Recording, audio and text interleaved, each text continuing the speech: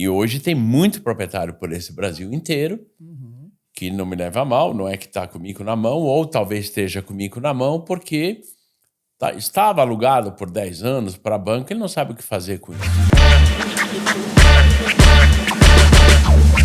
Olá, seja bem-vindo, seja bem-vinda a mais um episódio do nosso podcast Imobiliárias em Foco. Estou muito feliz aí de você estar aqui com a gente. Eu também quero agradecer já aos nossos patrocinadores, a Quinto Cred, a Superlógica, que sempre estão nos apoiando e patrocinando. Isso mostra o quanto eles acreditam e investem no mercado imobiliário e, obviamente, na sua imobiliária.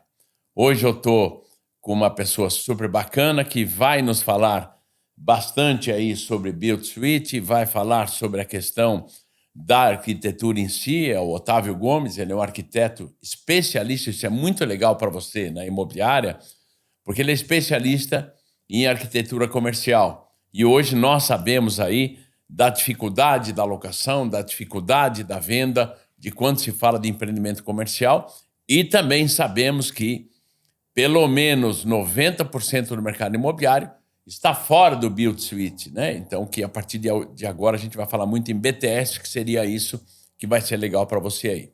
Mas eu conheci ele num evento que nós tivemos, num encontro no Vale do Silício. Eu vou passar para você primeiro, Otávio, para você se apresentar, e aí depois a gente bate um papão aí. Legal. Bom, pessoal, tudo bem? Sejam bem-vindos a esse nosso bate-papo, que é um bate-papo, Rosalvo, muito construtivo, né? Literalmente.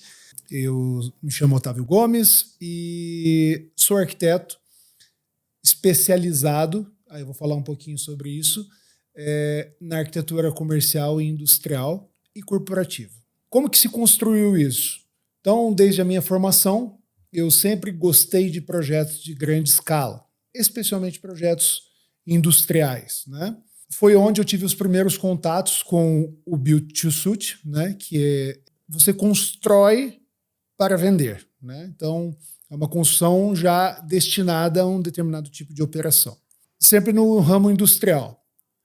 E a indústria me trouxe o corporativo. Corporativo, porque toda indústria você tem nem que seja um escritorinho pequeno, né? Então, eu tive que montar uma equipe para poder direcionar essa parte corporativa para os meus clientes industriais, né? Isso foi aprimorando, né? Até que clientes da área corporativa, já não tinha mais nada a ver com a indústria, surgiram no nosso escritório. Clientes como, por exemplo, o Sicoob, como, por exemplo, outras instituições financeiras, enfim, uma infinidade de clientes da área corporativa, de fato. Vale a pena ressaltar que você atende o Brasil todo, né? E fora também. E fora também. Você morou, inclusive, fora dos Estados Unidos? Morei. Nos Estados Unidos um tempo, né? Isso, eu morei em Cheyenne, né, no estado do Wyoming. Só que isso foi lá em 2008. Eu fui buscando novas tecnologias construtivas. Então, além de toda essa expertise na área corporativa, industrial, comercial, a gente trabalha sempre com construções que são mais rápidas, eficazes, construções que têm aí como você maximizar tempo, né? Que nós vamos falar desse fator tempo também. Boa. Quando se refere à locação comercial, até mesmo timing de negócio, operação e tudo mais, né? É boa, até porque muitos que estão nos ouvindo hoje quer muito partir para o BTS, sim, só às vezes não sabe por onde começar. E eu sempre gosto de dizer que às vezes o dono da imobiliária ele está deixando dinheiro na mesa em algumas coisas, né? Ou seja, não está tendo a receita que ele poderia ter, e às vezes existe uma certa ignorância sobre isso. Vamos só entender, ignorante não é o burro, é o que ignora. O que ignora, né, os fatos. Isso aí. Então, acho que vai ser bastante produtivo aí para que a gente possa bater um papão. Com certeza. Primeiramente, a gente se conheceu aí num encontro de empresários no Vale do Silício, né? Foi super show de bola. E nos conhecemos no embate, né? Já começamos... Boa, é legal falar sobre isso. Nos conhecemos já no embate.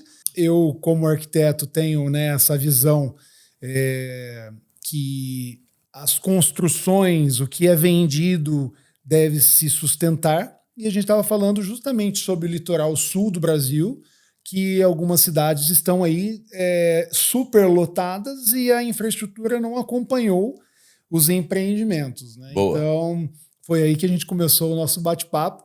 Tudo que era para ser uma coisa de embate mesmo, minha e sua, virou um intercâmbio de informações, né? Porque você me trouxe a linguagem comercial daquilo, né? Uma linguagem da imobiliária em si, de um cara voltado para o mercado, e eu te trouxe uma visão técnica boa, vindo da salubridade de vida daquele local, né? Tinha uma amiga minha, e o cliente minha de uma grande construtora do norte do Paraná, e ela, uma época, tinha perguntado sobre Balneário Camboriú. Uhum. Eu falei, olha, é o momento de investir. Ela falou, mas não tem como crescer mais. Eu falei, cara, vai crescer mais, né?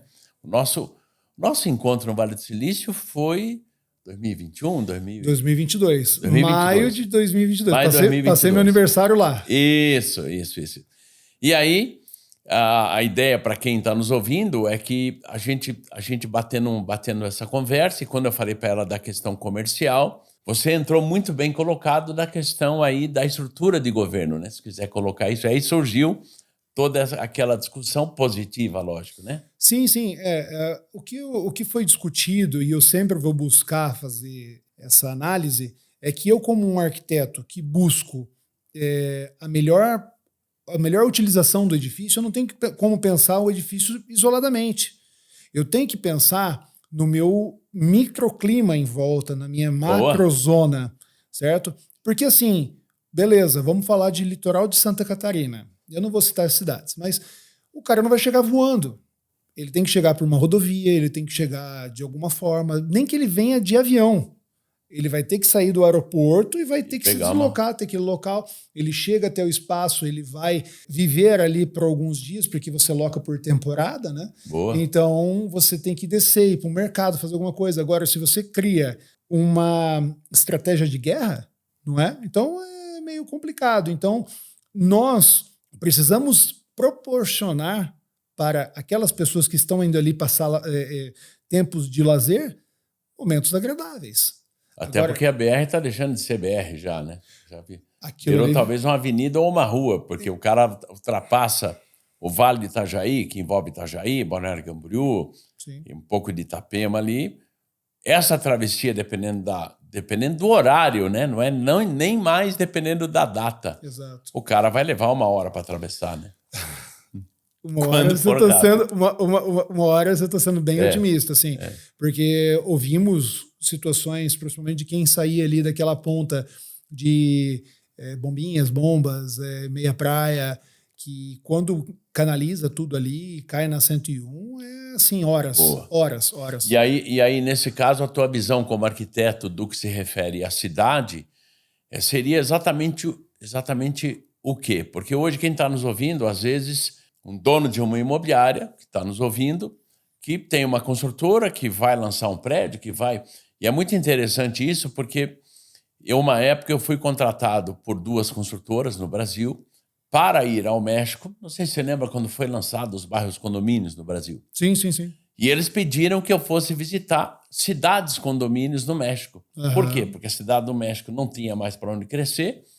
Nós falávamos aí de 120, 150, 200 quilômetros da cidade do México, que iriam surgir novas cidades.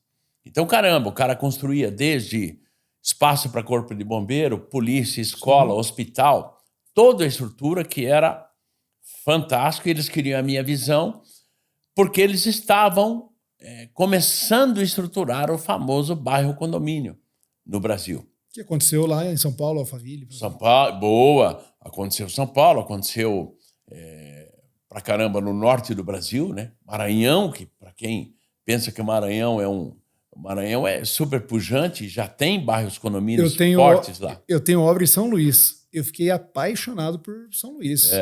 Culinária maravilhosa, peixe, que eles têm lá a pescada amarela, que é fantástica. O centro histórico maravilhoso, um lugar assim que as pessoas não tá no itinerário turístico, né? Isso. Mas nós temos os Lençóis Maranhenses lá, que é um negócio absurdo. E a visão desses construtores, que eles queriam ter um pouco mais forte, e eles já, óbvio, já tinham a visão, já tinham quase que a decisão pronta, queriam ter alguém de fora que desse a sua opinião sobre isso.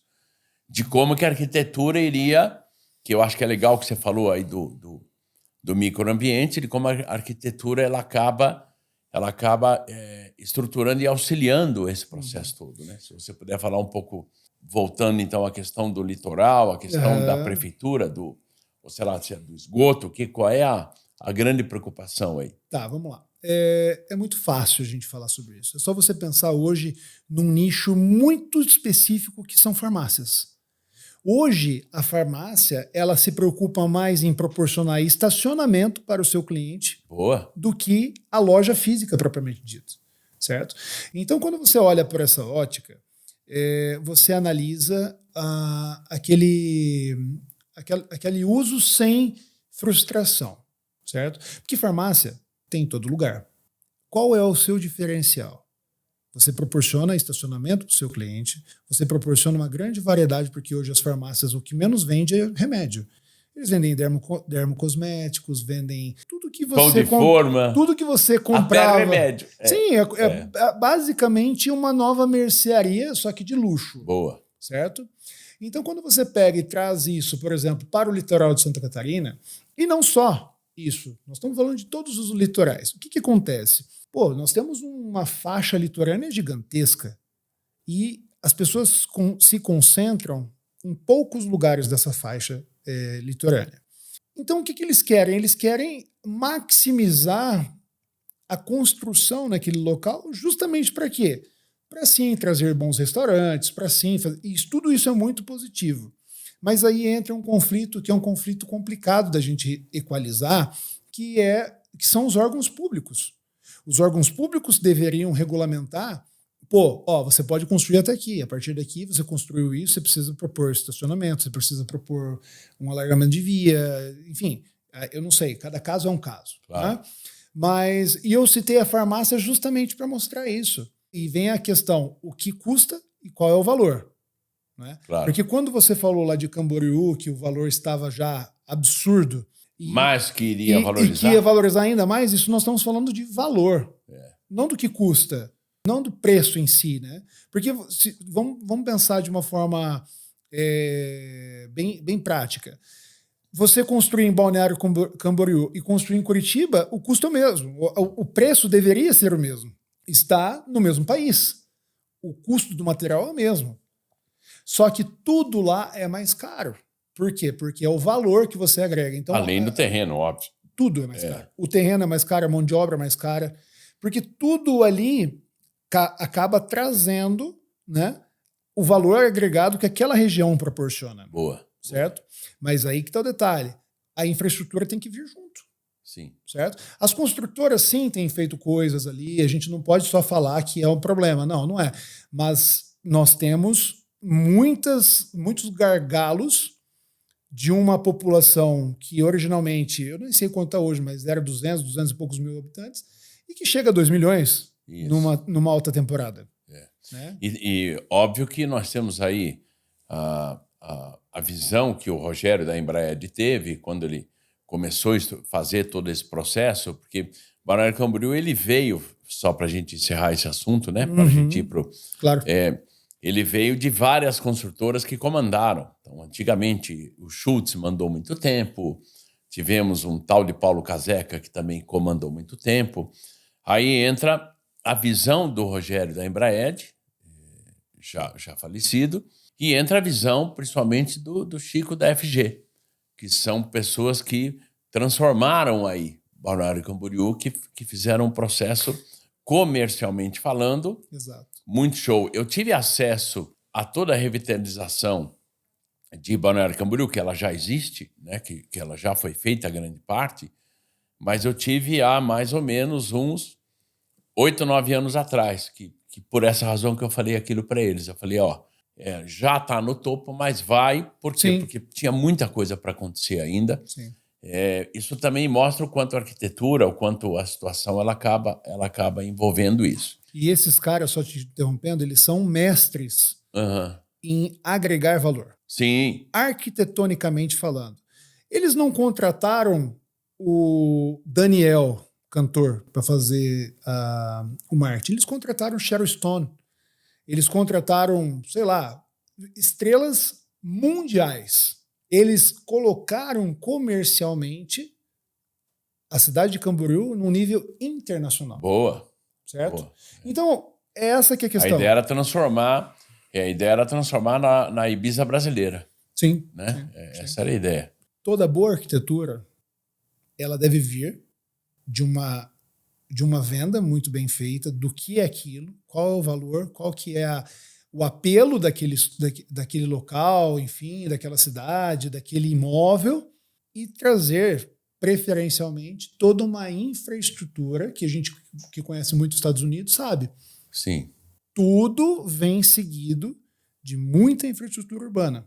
Uhum. Transporte público, circulação fluida nas cidades, você não anda tantos metros para você chegar numa farmácia, no mercado, alguma coisa, entende? Isso fala muito também sobre a parte de segurança pública. Então, por exemplo, se você não tem mobilidade urbana, acontece algum problema de saúde com alguém, como é que você faz para se locomover até um hospital, alguma pessoa que esteja passando mal? Sim. No caso de um Réveillon, por exemplo, estou chutando aqui já um ponto bem específico. Não sei quantos milhões de pessoas na areia da praia, ou não sei quantas mil, né? Acho que milhões eu exagerei, mas tantas mil pessoas na areia da praia, alguém passa mal lá, como é que uma ambulância consegue sair dali se não for por helicóptero, por Sim. exemplo? Né? Então, para que as pessoas também possam entender, Curitiba, que é a cidade onde eu moro, o prefeito Rafael Greca, que é um visionário no que se refere aí à urbanização, e aonde é que eu quero chegar com isso? O quanto o dono da imobiliária ele tem que estar atento ao que está acontecendo com a cidade dele. Porque pode mudar tudo do dia para a noite, em termos de valorização, em termos de para onde vai, né? Porque muitas cidades são divididas ou com rio, tem às vezes uma divisão Y, e daqui a pouco começa a se investir no outro lado da cidade. Por exemplo, o prefeito de Curitiba, que é um urbanista, o Rafael Greca, que é um cara que fez muito por Curitiba já, ele criou um projeto que chama o Rosto da Cidade. Então, qual que é o projeto dessa revitalização? Então, a ideia é a recuperação e a preservação do centro histórico. Então, ele dividiu em 6 etapas. Então, a primeira etapa era qual? Primeiro, tirar tudo o que houvesse de grafite? De grafite. De pichação, né? De pichação. O grafite, quando arte, legal. É boa, legal. E aí, sim, essa limpeza dessa pichação, a execução de uma nova pintura com a aplicação de uma resina, e aí aquela pergunta, o centro de Curitiba, o centro velho, que não era tão valorizado, passa a ter uma valorização. Sim. Né? Então, o empresário do mercado imobiliário, não interessa onde ele pode estar numa cidade pequena, ele pode... Como é que ele pode começar a se atentar para essa mudança e que é importante? Como é que ela pode entender um pouco mais da questão do BTS e como é que funciona o BTS na imobiliária? Eu digo porque você é um consultor também de BTS, quer dizer, você tem esse entendimento, mas muitos que estão nos ouvindo, eles querem fazer, muitas vezes ele tem o cliente que tem o terreno, mas não sabe por onde começar. Então, ele sabe que vai chegar uma concessionária, por exemplo, eu já tive casos assim, de vir a concessionária da Mitsubishi. Como é que faz isso? Como é que funciona a questão de valor de um contrato? Como é que funciona nessa linha, se você puder dar essa luz? Acabei colocando 2 perguntas no meio de uma. Aí. Não, aí você me colocou aqui um podcast inteiro para eu resolver. Boa, né? Mas vamos lá. Vamos começar você falando do centro, né? Da revitalização de grandes prédios e tudo mais, e eu vou pegar e vou vir da problemática histórica e vou chegar nos novos edifícios com funções já específicas e pré-determinadas, que é o BTS. Vamos falar de como que se comporta uma cidade. Né? A cidade, ela nasce num centro, lá num passado tão distante, Curitiba há 300 e poucos anos, já tem 400 anos Curitiba? 300 e tralala. Não sei quanto tem, mas não tem enfim. 400 ainda não. Vamos falar de São Paulo, que todo mundo conhece esse caso. A vulgarmente conhecida como Cracolândia. Né? Eu fiquei horrorizado durante a pandemia eu fiz um projeto em São Paulo, desculpa, e eu sempre ficava ali no Água Branca. Tá. Água Branca é próximo ali do terminal da Barra Funda. É uma região que está sendo revitalizada, fizeram uma puta avenida ali, novos prédios comerciais, novas redes de hotéis chegando, então a Barra Funda está sendo revitalizada de fato, assim, está ficando muito bonito. Mas um dia eu estive lá por volta de sexta-feira e eu não queria voltar, estava cansadão, falei, vou ficar aqui mais um dia, eu volto no sabadão de manhã para Londrina, que é a minha cidade. Londrina também passou por um processo de incorporações impulsionado por imobiliárias, tá? Mas depois a gente pode falar disso. Aí eu saí e comecei a ver aquela cidade abandonada, entregue aos cachorros, se a gente poderia dizer assim, né? Gente, muito morador de rua, muita coisa e tal. E eu comecei a tentar entender o que levou aquilo a acontecer. Quando você pega Cracolândia, o centro mesmo de São Paulo, edifícios que eram, num passado não muito distante, hotéis de luxo, Sim. prédios comerciais fantásticos, acabaram sendo desvalorizados por quê? Vamos achar o cerne do problema. Não adianta a gente falar. O entorno vai determinar a valorização ou a desvalorização do seu imóvel. Boa. Tá? É o que acontece em Camboriú. Camboriú, tudo valorizado lá. Até o hot dog do cara é valorizado. Boa. Tá? Uhum. Em São Paulo, como é uma cidade muito antiga, as propriedades vêm de longa data. Às vezes os proprietários nem moram no Brasil. Como o caso que nós estávamos lá fazendo uma reforma, o imóvel que a empresa estava antes, o cara mora em Mônaco. Uhum.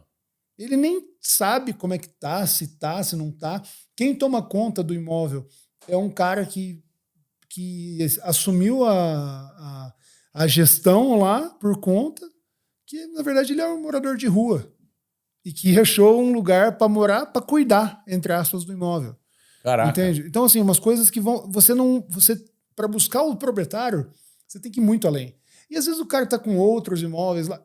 Beleza, esse é um problema dele isolado. Concorda comigo? Não é. Por que não é?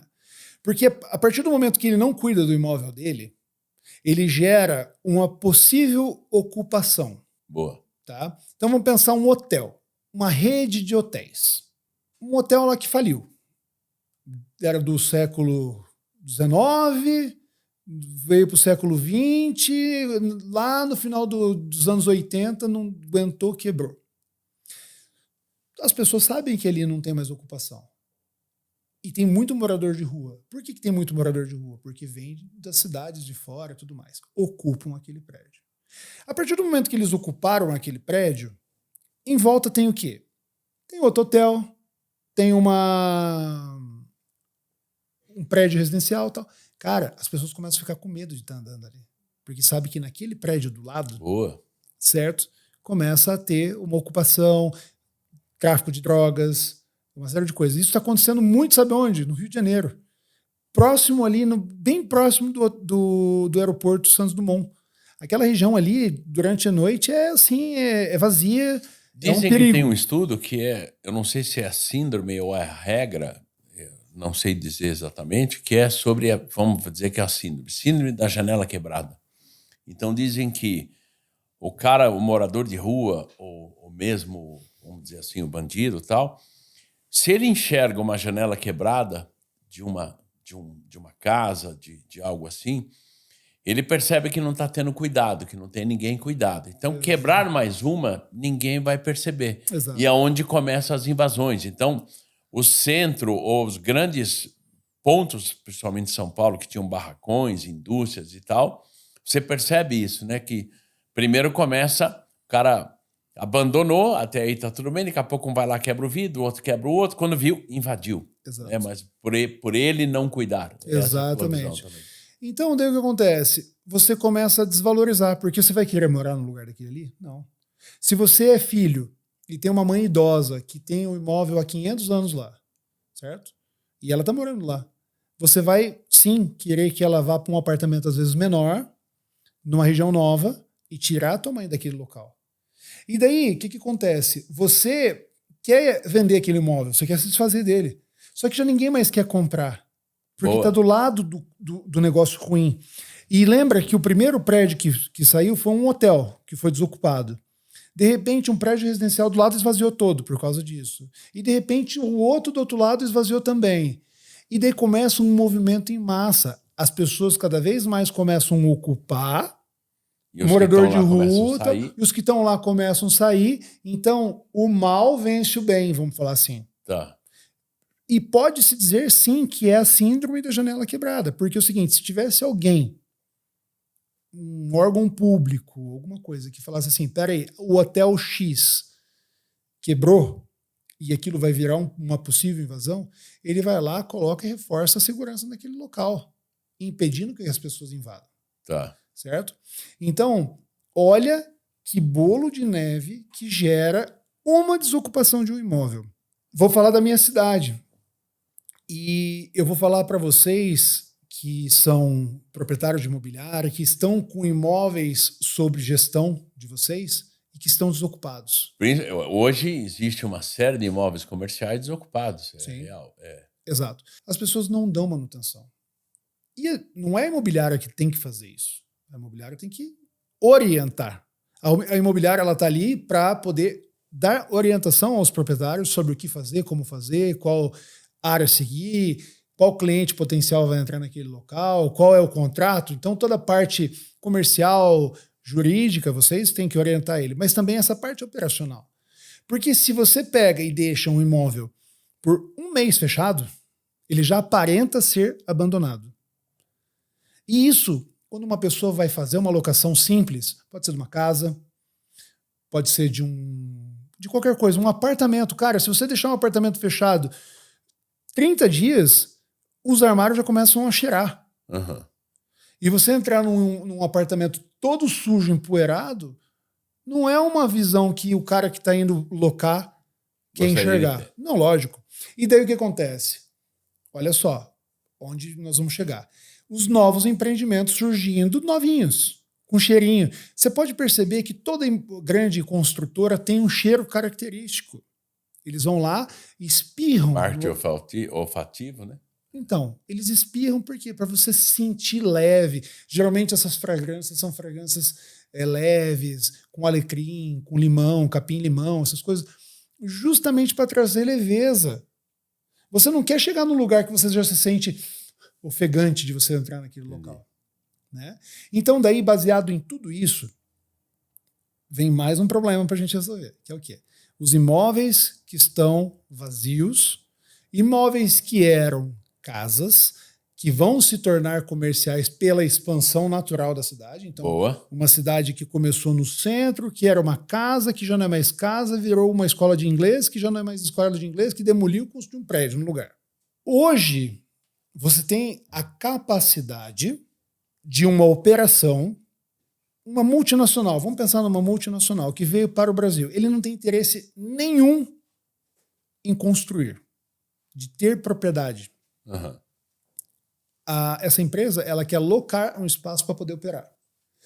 Só que ela não quer ter dor de cabeça com reforma.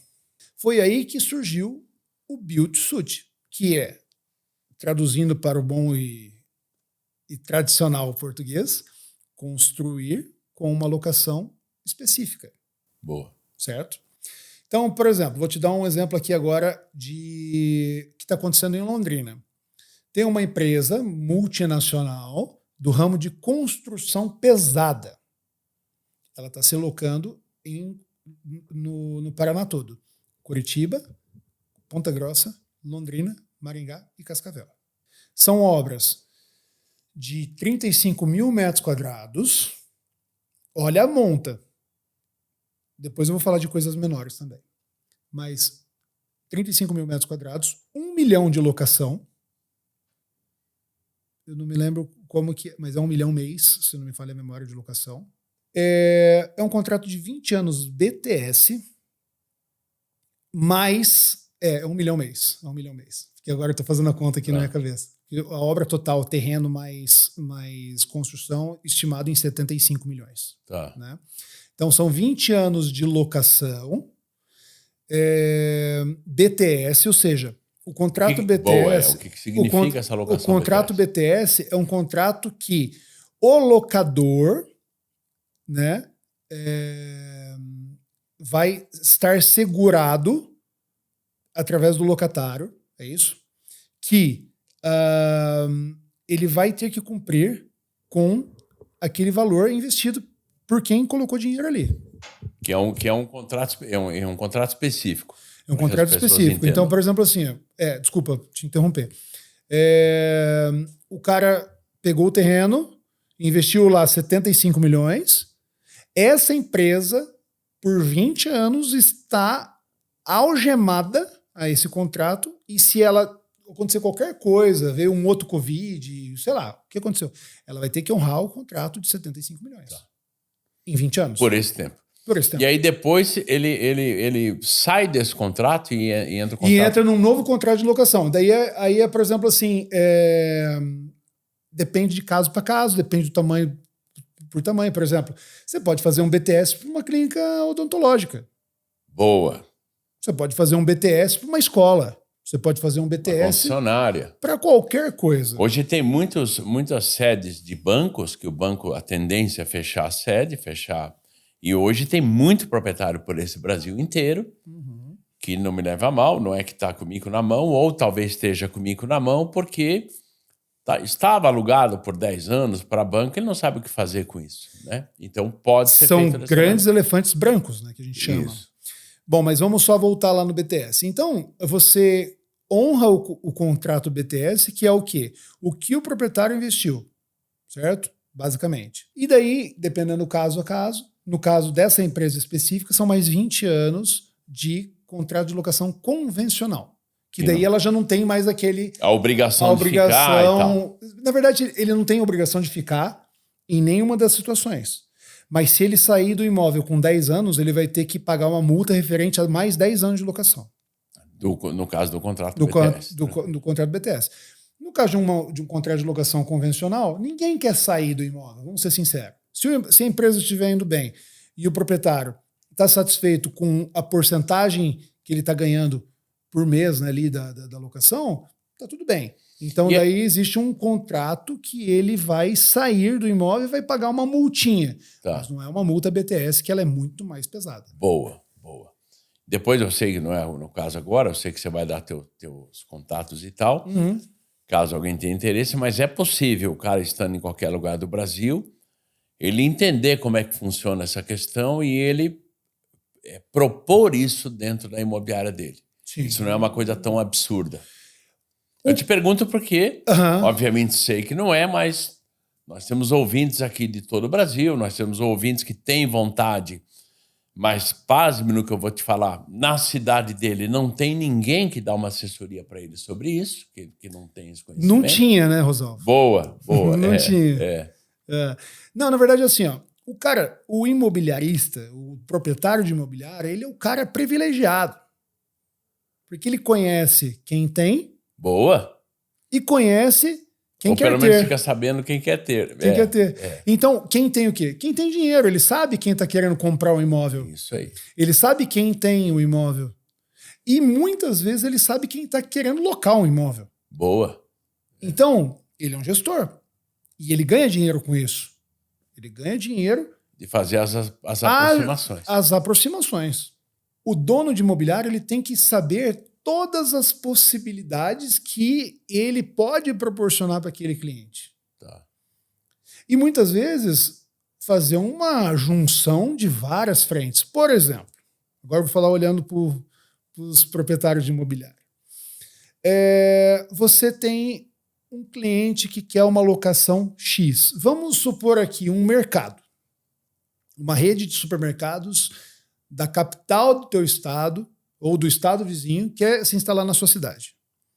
Ele te procurou, porque você é um cara que tem lá no seu Instagram, no seu Google Maps, você tem lá a sua marca. Né? Ele te procurou. Você não tem um imóvel para oferecer para ele, Mas você tem um cliente que você sabe que ele está querendo investir.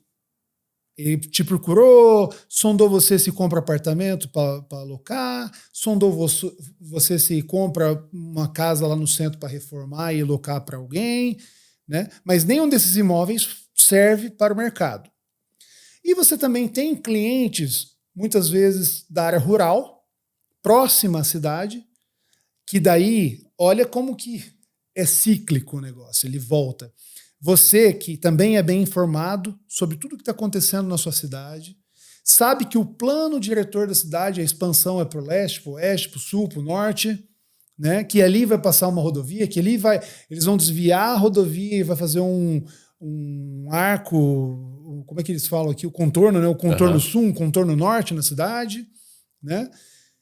E você tem esse conhecimento. Então você está com a faca e o queijo na mão. Você chega para aquele teu cliente, que é o cara que tem o dinheiro. Fala, viu, vamos fazer um investimento legal? Você chega para o teu outro cliente, que tem uma terra que está plantado lá, sei lá, milho, né? E que está numa posição que talvez ele já não consiga plantar tanto mais milho, né? E daí você fala assim, vamos fazer um negócio? Vamos. Você junta essas duas pessoas e oferece um BTS para o mercado. Fala, vem cá, eu não tenho, mas eu tenho quem faça. Então, nós temos investidores, né? Você pega aquela área que era rural, muitas vezes, você pode até pegar um pouco afastado, não tem problema. Porque se for uma empresa de um cunho legal, de uma operação que vá trazer fluxo, você pode fazer um pouquinho mais afastado. Você vai acabar valorizando toda a região em volta, né? Então, daí o que acontece? Trouxe esse cara, trouxe esse outro cara, o cara pôs dinheiro, o cara pôs o terreno, criou-se uma holding, né, uma sociedade, né? E você faz um contrato lá de 10 anos para o mercado. Então, durante 10 anos, a alocação do mercado tem que fazer sentido financeiro para quem investiu, certo? E depois, se quiser continuar, está indo bem o mercado, por 20, 30 anos, ótimo. Só que, olha que interessante que é. Às vezes, o cara que tem a terra que ele estava vendendo, que ele estava plantando milho, você não vai precisar fazer toda a terra do milho dele. Só que você está valorizando toda a terra dele em volta. Porque todo mundo vai começar a olhar para aquela área que ninguém via, só via milho, vai começar a ver, tem um mercado X lá agora. Sim. Certo? Você, como proprietário de imobiliária, você pode propor um novo bairro naquela região, um novo loteamento naquela região. Só que tudo isso tem que ter muito conhecimento. E network, né? Total. Que é o que se fala, às vezes a gente fala muito de que é necessário o dono da imobiliária fazer network, e às vezes ele viaja para fazer network.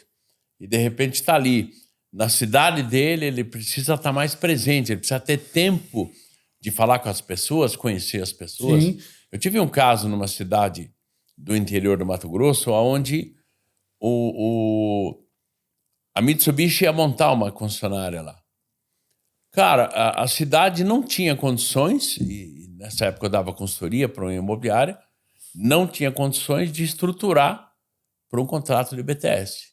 Eu tive que auxiliar o meu cliente nesse sentido e buscar soluções fora, mas não interessa, o que interessa é que o cliente conseguiu fazer isso e não teve que...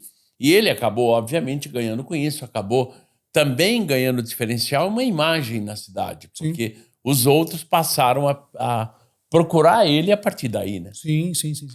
Não, o negócio é o seguinte, o cara tem uma imobiliária, o network dele tem que ser no local de atuação dele. Se ele, por exemplo, assim, ele está lá no Mato Grosso e ele quer ir para o Mato Grosso do Sul, ele tem que migrar para o Mato Grosso do Sul já e fazer a network dele na região. Boa. Porque o cara, quem que é o dono de imobiliária? É o cara que tem conhecimento. Legal. De tudo. Né? Otávio, e dentro dessa questão de modernidade, dessa questão de estar à frente, eu acho que é legal falar um pouco sobre isso. Que visão trouxe para você, que melhoria trouxe para você, que ensinamentos trouxe para você a tua vivência lá, quando a gente até esteve junto, no Vale do Silício? O que trouxe para você nesse sentido? Olha, tudo, né, na vida muda com o passar do tempo, né? E assim como nós hoje, a gente se referencia através de para saber o que vai vestir, tem lá o Fashion Week de Milão, assim como o carro que você vai andar, tem o Salão de Genebra, né? Na arquitetura você tem que buscar, dependendo do nicho, se você quer uma coisa mais de restauração, você vai para a Europa. Boa. Se você quer alguma coisa de alta tecnologia, você vai para Dubai. E no meu caso, que é operação, modernidade, a parte principalmente de corporativo, você vai para o Vale do Silício, ou até hoje nós temos até uma região que está, digo, até à frente do Vale do Silício, que é a região ali do sul do Texas. Você pega ali em Austin, tem uma região muito pujante nesse aspecto de arquitetura corporativa, porque grandes big techs estão ali. Legal. E o que trouxe para mim? A visão como esses grandes empresários, pessoas novas, jovens, que trouxeram novas formas de enxergar a gestão de pessoas, né? A gestão de espaços, como trouxe isso para a realidade deles, como que isso evoluiu para eles, em prol da empresa deles, na entrega de trabalho, na entrega da produtividade mesmo desses colaboradores. Então, eu consegui otimizar com essa viagem nossa muitos dos nossos projetos, sabe? Mexendo principalmente quando você fala em projeto corporativo, que são grandes escritórios, sedes administrativas de empresa, como que essas pessoas se comunicam, os setores mesmo das empresas, né? Então, você tem o setor comercial, setor de marketing, setor de vendas, setor de telemarketing, de jurídico, financeiro, acho que já falei, administrativo, gerência, tudo, né? Reuniões, sala de descanso para os funcionários. Que é o que a gente viu muito numa sede de um banco lá, lembra, né? O que me assustou que cadê os caixas? Não tinha. Não tinha. Tinha uma cafeteria lá dentro de um banco, espaço para o cara trabalhar, quase que um cowork gratuito, você precisava só ser cliente do banco. E os funcionários do banco estavam no andar de cima, né? Não sei se você lembra. E quando eles precisavam atender um cliente, eles desciam em algumas salinhas de reunião, uma coisa, quer dizer, voltada ao cliente verdadeiramente, né? Quer dizer, mudou todo o processo do banco. Exato. E me assustou, porque eu via essa agência desse banco ali e via uma outra, me fugiu aqui o nome do banco, mas o banco tradicional, antigo, e da mesma maneira. Tanto que eu saí desse banco lá, que era acho que o Banco One, fui no outro lá, não sei se era um Manhattan ou alguma coisa assim. Era um Chase, não era? Um Chase Manhattan, acho que era isso. E aí, quando eu entrei lá, eu falei, realmente, eu preferiria estar nesse banco. E lógico que toda essa visão, acredito que você também trouxe até para implantar em processos menores, porque muitas imobiliárias que estavam projetando coisas que eu também, dentro dessa minha visão, eu tive duas visões que foram muito fortes para mim. Uma é essa da questão de que, caramba, vamos fazer a imobiliária mais voltada ao cliente do que voltada... A operação, ela tem que existir.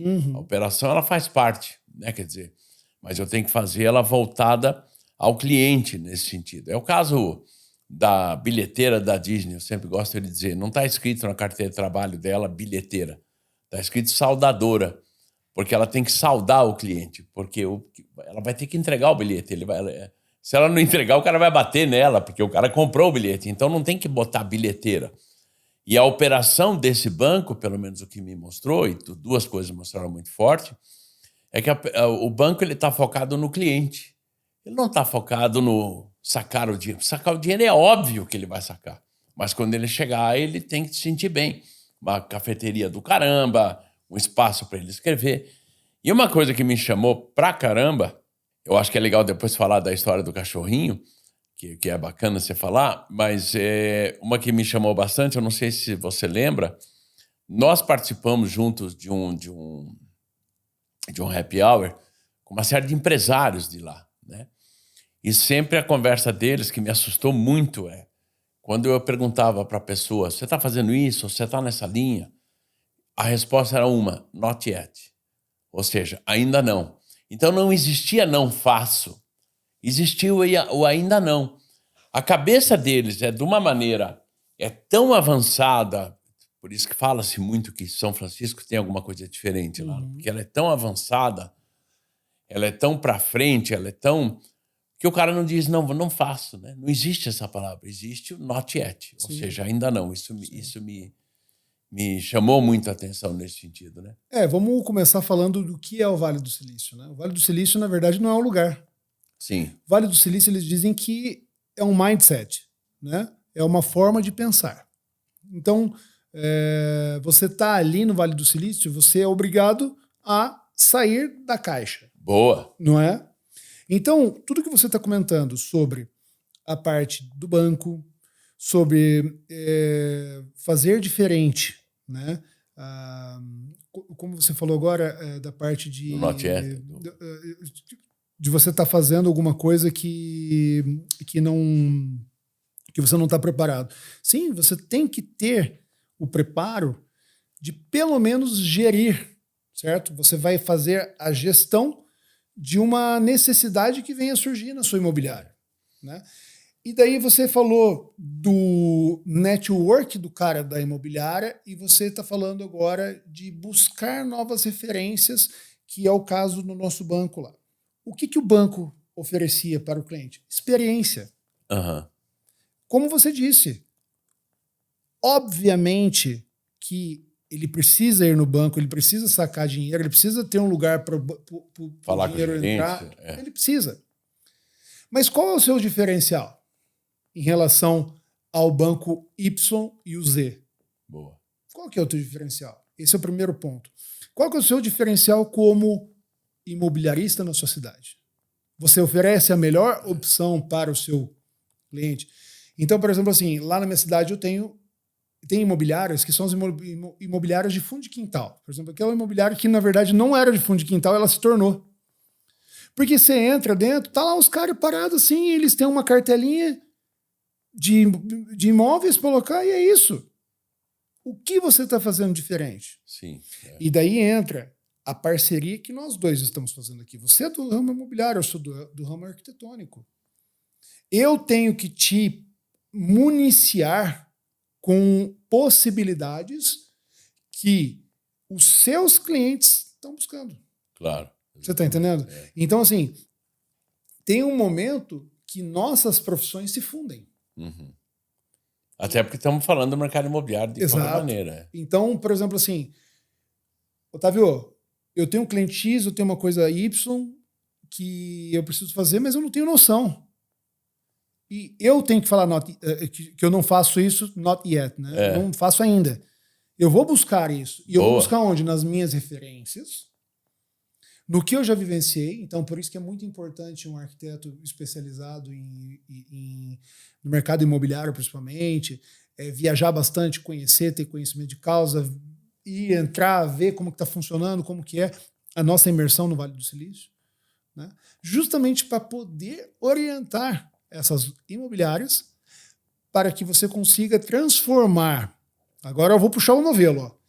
Eu fui lá, eu busquei a informação, eu trouxe para o Rosalvo foi, pegou, geriu, orientou o cliente A, B, C, D, E, que gerou uma macro-região nova naquela cidade, que, diferente lá da Cracolândia, em São Paulo, trouxe um ambiente completamente inovador que fez com que os bairros em volta se animassem, todo mundo voltou a revitalizar suas casas, certo? E daí entrou o prefeito Greca, que veio aqui, tirou toda a pichação do centro e trouxe todo esse ambiente novo e todo mundo começou a desfrutar de uma nova cidade, de uma nova arquitetura que proporcionou novas procuras. Nós estamos falando aqui de empresa, mas isso funciona também para o mercado residencial. Claro. Tá? Então, olha o fio de novelo que você puxa e a responsabilidade que nós temos em fazer com que as nossas cidades permaneçam da forma com que tem que ser. Um bom gancho de se pegar disso também é que muitas vezes o cara que está nos ouvindo, né, eu digo às vezes ouvindo porque a maioria do meu podcast o pessoal ouve no carro. Uhum. Né? Então, por isso que eu digo nos ouvindo. Né? Ele não percebe qual é a função da prefeitura. Ele não percebe qual é a função da Secretaria do Meio Ambiente, a Secretaria da Estrutura, a Secretaria de Habitação, porque ele também não participa. Me chamou muita atenção, eu acredito que você lembra, nós tivemos uma reunião no Consulado do Brasil. Uhum. O cônsul nos recebeu. Sim. A gente falou, poxa, o cônsul nos recebeu. Mas ele deixou claro para nós lá nas nossas reuniões de que o objetivo do consulado é esse.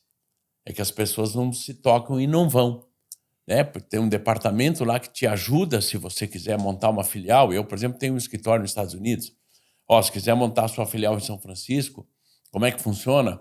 O consulado está ali para te ajudar. Ele já tem estudos. Sim. Só que a gente não usa. Porque a gente, às vezes, não tem essa percepção de que isso está à nossa disposição. Sim. Onde também a imobiliária, se ela quer evoluir, se ela quer crescer, ela também tem que estar mais dentro da cidade. Né? Ela não está ali, ela não é um fornecedor de imóvel, onde eu pego ali o que está para alugar, o que está para vender, vou achar um comprador, vou achar um inquilino. Sim. Mas a partir do momento, você veja, as imobiliárias que estão despontando nas redes sociais não são as que oferecem o imóvel na rede social. São as que mostram a sua cidade, são as que mostram aquilo que ele dá para a população em si, porque ela é a moradia. Né? E muito importante de você ter esse contato com os órgãos públicos, porque uma grande cidade ela vai ter diversos setores de planejamento, de obras, setor de expansão, de loteamento, tudo fragmentado.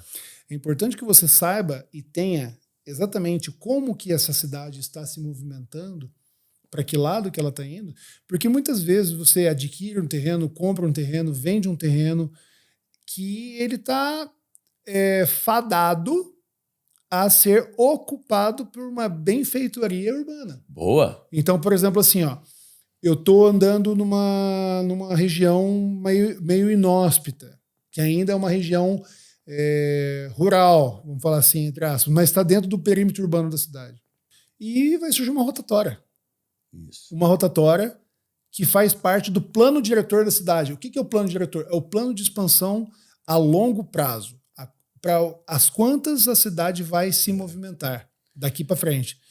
E você às vezes comprou uma área lá de, sei lá, 20 mil metros quadrados que vai te sobrar 5.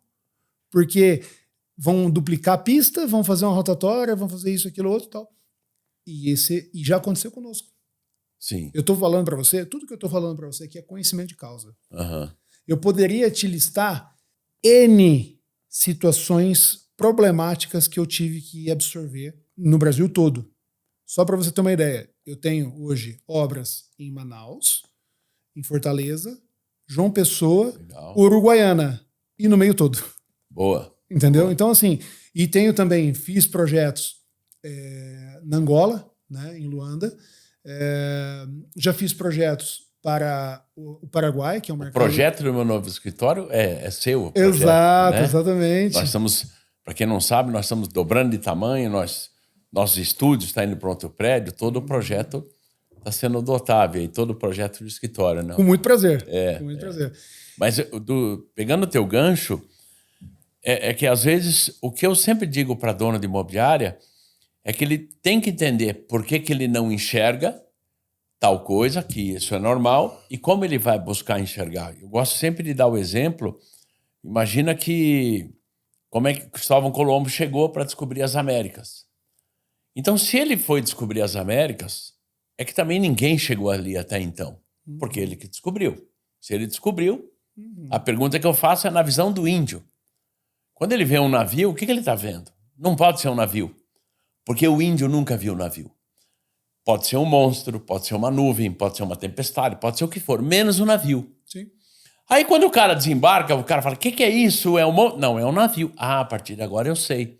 Quando nós estivemos no Vale do Silício, que eu brinquei do cachorrinho, porque o robô era um cachorro amarelo. Eu não falei disso. Aonde eles falavam sobre a inteligência artificial e a gente boiava. Sim. Né? A gente...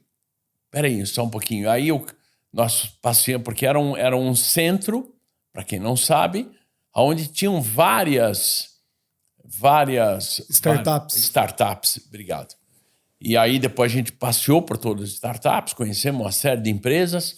Era, na verdade, um laboratório de robótica. Isso. E aí, quando a gente viu o cachorrinho, porque hoje invadiu isso na internet, né?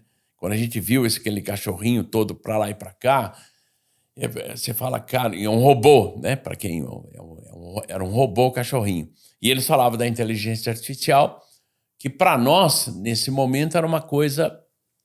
Eles estavam vendo. Sim. Eles eram, vamos falar assim, um navio. Hoje a gente sabe o que é inteligência artificial. Muitas pessoas não sabem. Porque apresentaram para a gente. Então, a dica que fica também para quem está nos ouvindo é que se dê o direito de não saber e procure o saber. Não, isso é fundamental. Porque é o seguinte, até o momento que você é desinformado por uma função estrutural sua, particular, tudo bem. A partir do momento que isso passa a ser uma ignorância, né, que é o ignorar os fatos, não é o ignorante não é o pejorativo. O ignorante é uma pessoa que ignora os fatos. Boa. Assim como uma pessoa velha e idosa, são coisas completamente diferentes. Eu posso ser um cara de 30 anos velho. Boa. Como você pode ser um cara de 60 anos jovem. Que eu sou. Lógico. E jovem, gostei. Obrigado. Entendeu? Aí pela... Por quê? Porque onde que tá o negócio? Tá na tua cabeça, a forma com que você pensa e como você absorve novas tendências. Isso né? aí. Só que é o seguinte, a gente se impacta com o cachorrinho da inteligência artificial, só que a gente confunde um pouco. Mas o mais preocupante que foi falado aquele dia é que a gente não conseguia enxergar, e sim, eu também. Eu fiquei tenso naquela nossa reunião. A inteligência artificial a gente não vê. Ela não é um robô.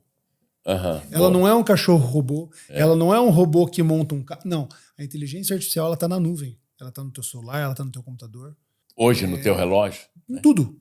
E hoje você tem que entender que muitas funções, muitas áreas, prestadoras de serviço vão ser fortemente impactadas pela inteligência artificial. Com certeza. Tá? E de uma forma bem sutil, a gente abordando, que talvez aí vai ser um outro podcast, que eu acho até, Rosalvo, aproveitando aqui falando, boa. Nós temos assunto com uns 3, 4, mais ou menos. Tem. Mas a gente marca um novo aí. A gente troca a camiseta, pelo menos, só para parecer que a gente tomou um banho. O legal é a visão que você tem da questão comercial, da questão do que tem que ser, isso é muito positivo para o pessoal, né? Sim. E só finalizando, pandemia. A pandemia nos ensinou muito. A pandemia nos ensinou muito. Mexeu com todos os donos de imobiliário do Brasil. Todos. E muitos reaprenderam a partir daí. Muitos nem conseguiram reaprender, né? Infelizmente ficaram. Você sabe que em maio eu tive que visitar todos os meus clientes de carro. Não existia o aéreo. Mas o que eu enxergava no mercado imobiliário? Muitas imobiliárias que deixaram de emitir boleto porque o software dela estava na máquina, não estava na nuvem. Ele não conseguia emitir o boleto de casa. E nisso, lógico que meus clientes cresceram muito daí. Ou seja, se adaptar, né? Entender o que está acontecendo. Exato. E todo mundo teve que se adaptar muito rapidamente. Exatamente. Né? E hoje, a velocidade de mudança é surreal. Surreal. Diz alguns estudos, eu não sei números exatos, tá? O que você levava 50 anos para aprender, o seu filho levou 5, o seu neto vai levar 5 meses e assim sucessivamente vai se reduzir por minutos. Eu tive uma experiência altamente positiva porque eu tive 2 impactos quando eu estive lá. Então, eu antes de ir para São Francisco, eu fiquei em Los Angeles fazendo várias visitas técnicas. Eu consegui fazer visitas técnicas nos estúdios de Hollywood. Por que eu quis fazer? Porque os estúdios de cinema estavam se reinventando. Eles precisavam estar nessa questão de Netflix, nessa questão mais moderna. Cinema acaba ou não acaba, mas como é que o estúdio tem para isso? E eu visitei Paramount, visitei Warner, Sony, fiz visita e visitei um estúdio muito legal chamado Jim Henson, muita gente não conhece, mas é o cara que inventou o Muppet, é o cara que criou Garibaldi, é o cara que... E o estúdio dele até hoje, ele vive de uma série de coisas e ele está também ponta em Los Angeles. Até se você que está nos ouvindo, se quiser, peça, entra no meu Instagram, @RosalvoBarreto, e solicite lá para que você veja. Pode colocar assim, Estúdios Hollywood ou Playlist Estúdios, que aí eu te mando o link, porque eu cheguei a fazer uma playlist onde o que os estúdios de Hollywood impactavam e tinham na visão também da questão das imobiliárias, porque nós estamos num processo de reinvenção, né? Então, o que aconteceu com a Warner, o que aconteceu com a Paramount, qual é a tendência deles? É mais família? Onde a sucessão familiar estava ali que deu errado, por exemplo, Jim Henson era uma sucessão familiar e ele só não foi vendido na época lá que a Disney queria comprar porque o Jim Henson veio falecer. E, poxa, peraí, mas eu ia comprar a pessoa Jim Henson ou o estúdio Jim Henson? Então, nessa época, esse negócio foi para trás por não ter uma sucessão familiar pronta. E aí, quando eu saio disso, que eu vou para aquele universo de futuro, de Notiette e tal, chamou muita atenção. Mas, Otávio, eu quero te agradecer a tua presença, as informações, de você como especialista em principalmente arquitetura comercial, você como especialista em BTS, hoje você faz consultoria sobre isso.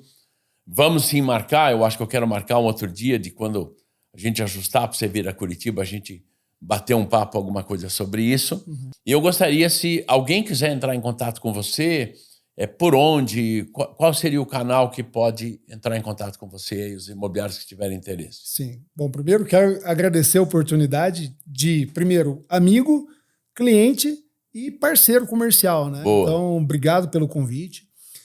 Qualquer imobiliária, qualquer pessoa que tenha interesse em saber um pouco mais ou pedir algum aconselhamento, uma consultoria, eu estou à disposição. O nosso Instagram é Otávio Gomes Arquitetos, lá no Instagram. Nós temos lá, se você digitar Otávio Gomes Arquitetos até no Google, vai aparecer todos os nossos contatos lá. E vai ser um prazer poder auxiliar, porque o conhecimento ele é feito para ser difundido. Boa. Né? Conhecimento dentro da gente morre com a gente. E quando a gente pega e pulveriza isso, a gente consegue criar cidades e um país melhor, né? Porque o país é feito de cidades. A gente não adianta ficar criticando, falando mal de A, B, C, se a gente não faz a nossa parte. Boa. E agradeço a você, agradeço por você estar acompanhando a gente, por você fazer parte do meu podcast. Volto a dizer, se você tiver algum assunto que você gostaria que fosse tratado, se você tiver alguma pergunta que você gostaria que a gente tratasse, se você tiver alguém que você queria indicar para a entrevista, @RosalvoBarreto no Instagram, indique lá, participe para que a gente possa evoluir. E volto aí a agradecer os nossos patrocinadores, a Quinto Cred, a Superlógica, que sempre nos apoiam nesse processo, e prosperidade a sua imobiliária. Até o próximo podcast.